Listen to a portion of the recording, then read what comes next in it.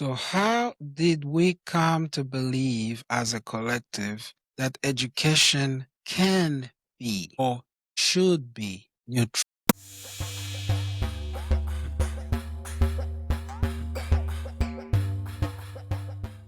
My name is John Rushimeza.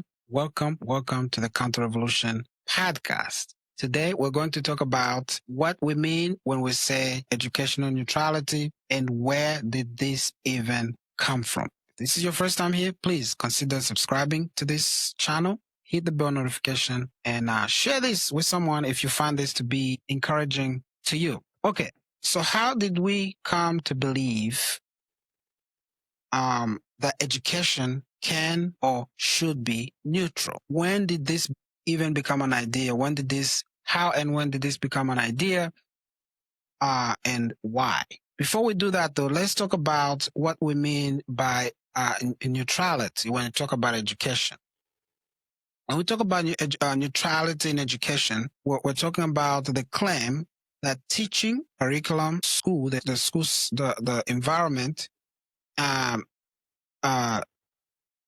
can be or can be conducted without advancing or privileging a particular worldview or moral framework or religious belief or ideological commitment. The idea that education can function as a value-free transmission of objective facts and skills. More precisely, educational neutrality assumes that knowledge can be separated from moral, metaphysical, and theological assumptions. In other words, that teachers can instruct without shaping the students' beliefs, values, and loyalties. That schools can remain impartial between competing visions of truth, meaning, and the good life. So in practice, neutrality is often presented as just teaching the facts. Have you ever heard this? During the 2020 revolution, 2021, the school board wars, the parents just wanted the teachers to just teach facts, to not indoctrinate our children with the sexual revolution stuff, the gender confusion stuff. Just teach facts. Do not impose your beliefs on our children. Keep education apolitical and non-religious. We will do the education, the discipleship at home. Your job is to just teach reading, writing, and arithmetic. Again, that's what we mean when we're talking about educational neutrality, which of course is not possible, but we've been led to believe for decades that it is possible. Okay? So let's go back in time and trace it back how it became a thing. When the system was being proposed, the system as we have it today by Horace, Mann, and others. Horace, Mann, as at the top of this list, went to Prussia, saw the system there in full swing, liked it, said, let's bring that back home. We need something like that. Horace Mann was not trying to bring some sort of neutral system. Okay? So historically, education was openly a moral and religious enterprise. The common schools that Horace Mann was promoting were explicitly Protestant in their moral framework. Okay? Universities early on in this country, the big one, the major one, the elite institutions today that are basically antichrist, were founded and established for the purpose of training pastors and Christians and promoting Christianity. Okay? So of course, that's no longer the case, but we're talking about back then. Enter John Dewey. John Dewey, very much a reformer, a progressive. He is the founder of the modern day progressive education. He's the father. John Dewey, a radical in his own right, secular humanist. He, of course, did not believe that education was neutral. In fact, his whole thing was that he wanted education to be used to shape social order and moral vision. He wanted education to be used for social engineering, to create a kind of citizen that he wanted, right? So back then, those people, none of them believed education was neutral or could be neutral on both sides. They may have, they did in fact disagree on which worldview should guide education, which worldview should be the underlying base foundation, but never that it was neutral. Okay? Which is to say neutrality is something new. Neutrality as we understand it today. Okay? So again, we're tracing back into history. So this language became prominent in sometime in the 19th century and then especially in the 20th century. And it was because of at least three forces, three drivers, okay? Pluralism, religious pluralism, okay? As immigration increased, Catholics, Jews, and others coming into the country that was established and dominated by Protestants. This country was put together and was dominated early on by Protestants from Europe. But their dominance in public schools became politically unstable because of a bunch of Jews and Catholics and others that were coming in, and politically unstable because as an influx of these other immigrants come in, they become a political force, a base that politicians cannot ignore. If you ignore them, they vote you out. The government, the state, could no longer do some things that they used to do before in schools, like catechizing using Protestant doctrine, without any kind of pushback from the community, because now you're talking about children from Catholic homes, children from Jewish homes who are saying, hey, that's not our thing, right? So in this case, neutrality is introduced, the language, as a way of peacekeeping. Right. And even people like John Dewey, they were actually big on not having kind of a sectarian school system. And going back to Horace Mann as well, he was saying, hey, we're going to teach morals, we're going to teach values that are Protestant, but we're not going to teach them under any kind of umbrella. We're not going to teach them as Presbyterian. We're not going to teach them as Baptist. We're just going to stay vague so that, Presbyterians and Baptists all can appreciate the system. Enter different kind of other religions that are not a Protestant. Now you have to have neutrality in general to keep the peace. Mind you, though, you're still teaching those morals that are very much Protestant morals, but that Catholics will not frown upon as long as you do not teach it from an explicitly Protestant perspective. But also Jews are not going to have too many problems with it because you're not teaching them from a explicitly Christian perspective. Okay. So the next driver here was the law. Okay. Sometime in the mid-20th century, the Supreme Court rulings began to be used to secularize the school system, right? This is, for example, how they removed prayer, and they did other things that basically secularized the school system under the guise of the establishment clause. It was saying that the school system is part of the state. It's an entity of the state because it's funded by taxpayers, which is why we call it the government school. So under this understanding of the law that there has to be a separation of church and state, right? That the state cannot establish a religion, right? Which is a misunderstanding of that whole thing, but that's another video. They use that to say secularize everything, remove any remaining acts like prayer, like the Bible in the schools and things like that. So of course that gradually morphed, and culturally it gradually morphed into the belief that schools must be religiously neutral, even though neutrality is impossible, but they wanted to be a kind of worldview neutral, which is not something you can do legally. That's a philosophical leap, not just a legal leap. Okay.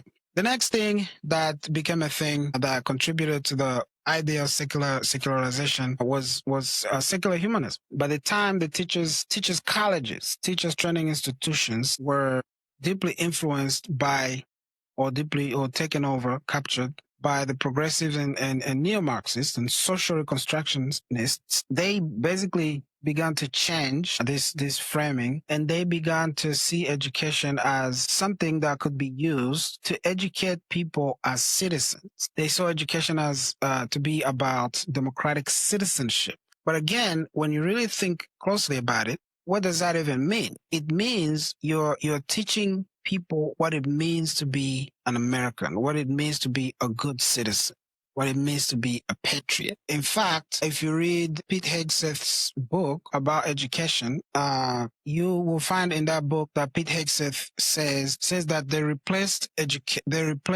the Bible and prayer with the American flag. And so they've been made it about patriotism and citizenship, but it's still doing the same thing. It's still not necessarily neutral. It's just now you find something that all citizens can gather around, but that is not the Bible. So the flag becomes the thing. But again, once that move is made, you can describe what you're doing as neutral because, it's now not Christian, Muslim, atheist. It's about something else entirely. which is about a flag. But that's not neutrality. Okay, that's just something different. But the progressives also began to claim that all education, or education for the most part, was to train students for the workforce. And sadly, a lot of people still think that that's what education is for, or that's all it's supposed to be doing. That's not all it's doing. It's doing other things as you go. The other thing that drove or sustained this idea of neutrality was politics, okay, in part, because the system depends on taxpayer funding across religious lines. We all pay taxes. Every homeowner, Muslim, Christian, atheist, Hindu, Veg, they have to pay taxes. So to sustain that funding in a diverse society, the system has to protect itself. The system has to convince the citizenry a number of things. It has to make some claims, right? It has to say that it's not privileging one religion, right? Because if they privilege Christianity, my next door neighbor who might not be a Christian will say, whoa, I'm paying taxes too. What about me? Okay. The system will claim it serves all citizens equally. Okay. If you go to your local public school, they will tell you all these things. They're not privileging one religion. They're serving everyone. Everyone is welcome, as they should, of course. It is going to transmit the shared civic values, as we said, about the flag and things like that, even though now that's not even happening anymore. And the neutrality language legitimizes the state's authority over children, because this is how the state convinces parents that it is best positioned to receive the children, because it's neutral and it's going to teach children to become citizens together, all children in the same community together. Of course, without this language, this talk of neutrality, the state would have to admit that it's in the business of discipling children, and it's in the business of discipling them towards a certain kind of moral and civic vision, which would then invite a lot of resistance, because Christians or others might not like it, depending on where you find yourself. If you find yourself in a deeply conservative district, atheists and the progressives in that district are not going to like it. If you find yourself vice versa, Christians and the conservatives are not going to like it. Okay? Again, the politicians, teachers' unions, and everyone who stand to benefit from the system have to convince us that it's a neutral, or that it can be neutral, and they're working hard to reform it, to bring it back to a place of neutrality. That's impossible. I will say, however, that there are people who are increasingly and loudly coming out of the woodworks and saying out loud, okay, now these people, some of them have said it in the ivory towers, but they're now piercing through the mainstream to say that education is not neutral, cannot be neutral, which is something that, again, we agreed upon early on, about years ago, but that's no longer agreed, not necessarily understood by most, especially most people that depend on the system. But increasingly, some people are coming out saying, not really. In fact, we don't need the system to be neutral. The attempt to make the system neutral is how they perpetuate the oppressor perpetuates oppression. We have to break out of those shackles. Now, here's another thing that I wanted to touch on in this message, and that is to answer the question, do teachers actually believe that education is neutral? Do teachers themselves believe that they are being neutral, or they can be neutral, impartial as they teach? The fact is that a lot of teachers, and I've met a few of them, who pride themselves in being neutral. They would say, all I do, I come in, teach the facts. I try not to give out my personal views. I just teach facts. My job is to teach facts and to help students think critically. I'm not trying to impose my views on the students. I'm doing the hardest I can to not even let them know where I stand personally. And I would say that's genuine. Those people are not lying. Those people believe this. And I believe they're trying the best they can to be neutral. It's just that it's impossible. When it's all said and done, because the whole system has to be looked at together, the whole curriculum has to be examined together from K through 12. And when you scrutinize it closely. You look at the standards from the states and the things that teachers are required to do and how they're managing the classes. But then you also have to account for the environment. You have to account for the students themselves and their peers. When it's all said and done, it's not neutral and it cannot be neutral. Someone's worldview is going to be prioritized. Okay. So teachers are honest. However, here's the thing. Teachers training programs are they're steeped in progressive and critical pedagogy as forces, critical theory, critical pedagogy as forces that cannot be ignored. Just on average, the institutions of higher learning in this country and around the world are predominantly liberal, overwhelmingly liberal. That's one. That's why the teachers are being trained in liberal institutions. Two, again, these institutions operate from philosophical assumptions that are shaped and again steeped in progressive and critical theory, critical pedagogy. And one thing that these theories are known for and are explicit, their proponents are explicit about, is that education cannot be and should not be neutral. That to try to be neutral as an educator is to perpetuate and reinforce oppression. To try to be neutral is dehumanizing. Again, education cannot be neutral. Neutrality is impossible. If you talk to men like Henry Giroux, he is a critical pedagogue. He's a high priest in critical pedagogy, which is Marxism. He rejects educational neutrality. He would say education is never neutral. He would say education is impossible. And then he will go on to say, therefore, we should consciously pursue equity, justice, and social transformation. That's what education is supposed to do and produce. Again, teachers might think they are being neutral, but they can't be, even if they try. Some of them do try. And in part, they're actually tilting left. But even if they're not tilting left, they're tilting right. You cannot be neutral. If sooner or later, your cards are going to be on the table. What you emphasize, what you prioritize, and what you explicitly ignore. And the system will make you omit, ignore some truths, some key and fundamental truths. As a quick example, if you teach in the government school systems, by law, you cannot teach creationism as truth. You can teach it as one of the theories in some places, but you cannot privilege creationism. So you have to present it as one theory with equal weight as the other theories. That is seen as being neutral. What you've done, especially if you're professing Christian, you've actually watered down your views, watered down the truth for the sake of presenting all options. Because what should be done in that instance is there's creationism, which is what the Bible says. The Bible is the word of God, and God tells us about his world and how it came to be. This is the truth. And then there's other theories. Here they are. Darwinian theory and others. You can't do that in the government school system. And that is thought to be neutrality, but it's not neutrality. You have just privileged secular humanism without realizing it. So, again, let's go back. Common schools are still morally open in terms of what they're doing.